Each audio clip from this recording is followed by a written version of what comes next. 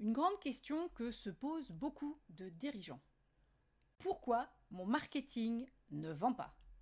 Alors, vous créez du contenu, des pubs, vous faites des actions à droite à gauche, mais vous n'avez pas plus de clients.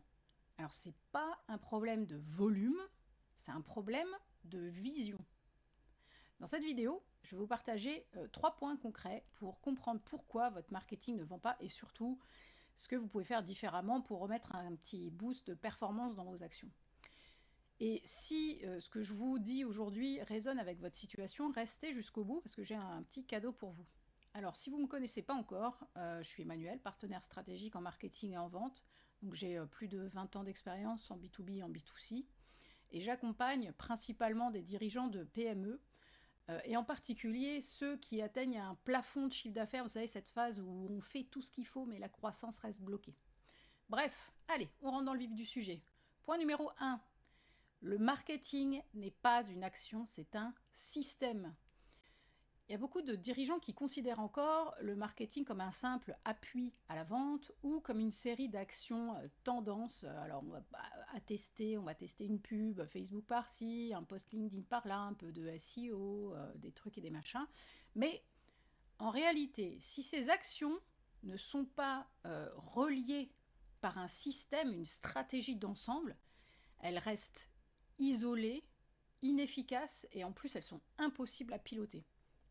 Alors c'est une erreur fréquente de croire que poster ou lancer une campagne pub, c'est faire du marketing. Mais en vrai, sans stratégie, on fait que réagir. On n'avance pas. Moi, par exemple, ce que j'ai constaté au fil du temps, c'est que les résultats durables, viennent pas de ceux qui font beaucoup, mais de ceux qui posent les bonnes fondations. Les bonnes fondations, c'est quoi? C'est un positionnement et une offre claire, un message structuré et un parcours client logique et fluide. Exemple très concret. J'ai accompagné une agence en immobilier professionnel qui plafonnait grosso modo à 1 million de chiffre d'affaires. On a tout repensé du point de vue client. Leurs offres, leurs messages, leur tunnel de conversion. Résultat, leur chiffre d'affaires a triplé en 2 ans alors qu'on était en pleine période Covid. Donc vraiment pas la meilleure période pour vendre des magasins et des bureaux. Point numéro 2. Les canaux de communication ne servent à rien sans stratégie. Ça, c'est un truc que j'entends tous les jours. On me pose tout le temps ces questions-là.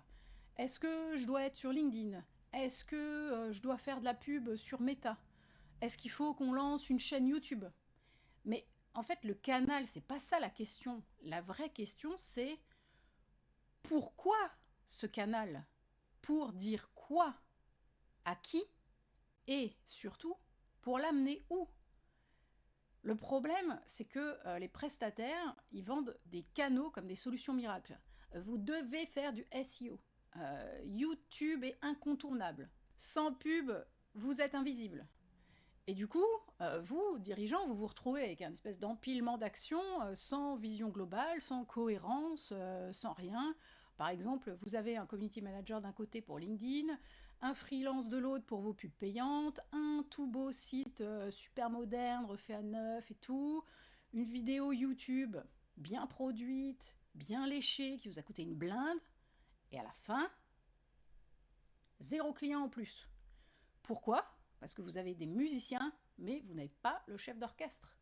Ce que j'ai constaté, en fait, c'est que dès qu'on remet de la stratégie au centre, les canaux deviennent des vrais leviers puissants et plus des pompes à fric. Alors, faites le point sur les canaux que vous utilisez aujourd'hui et demandez-vous 1. Est-ce qu'il est adapté à ma cible? 2. Est-ce que le message passe correctement? Et 3.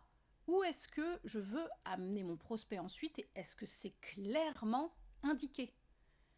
Par exemple, j'avais un client qui dépensait plusieurs milliers d'euros par mois en pub. Pub méta, pas de résultat.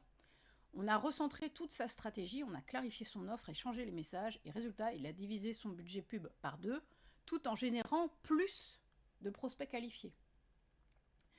Et enfin, point numéro 3, celui-là il pique un peu, vous êtes l'ambassadeur de votre marque, même si ça vous gêne.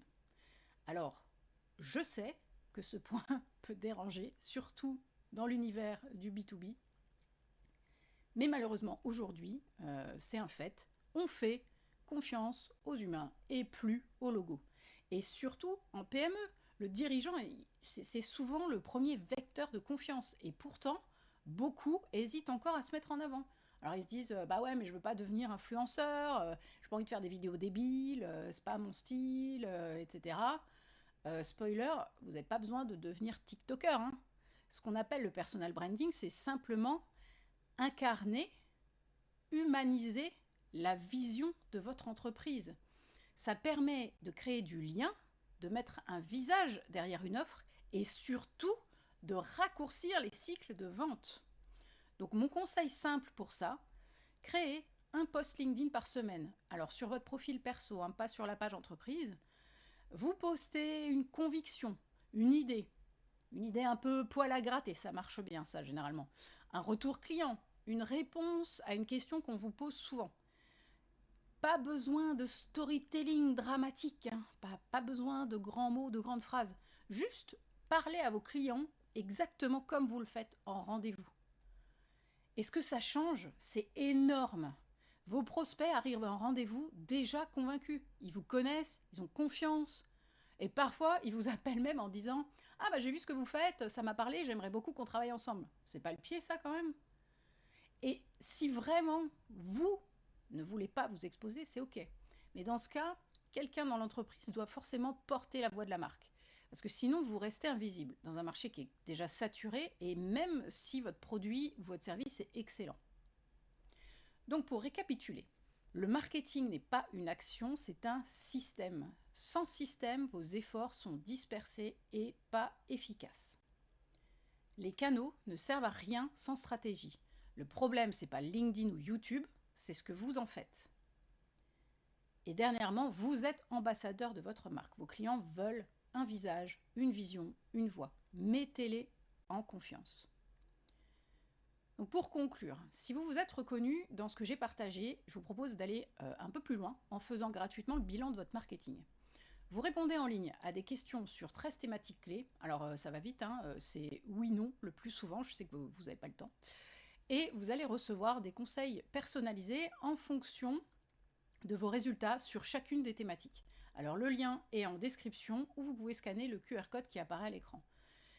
Je vous recommande ce bilan si vous sentez que vous stagnez malgré vos efforts marketing, ou si vous manquez de clarté dans votre stratégie, ou si vous ne savez plus du tout par quel bout prendre le truc. Voilà. Sur ce, à très bientôt pour une prochaine vidéo, et faites votre bilan si vous êtes prêt à faire bouger les choses.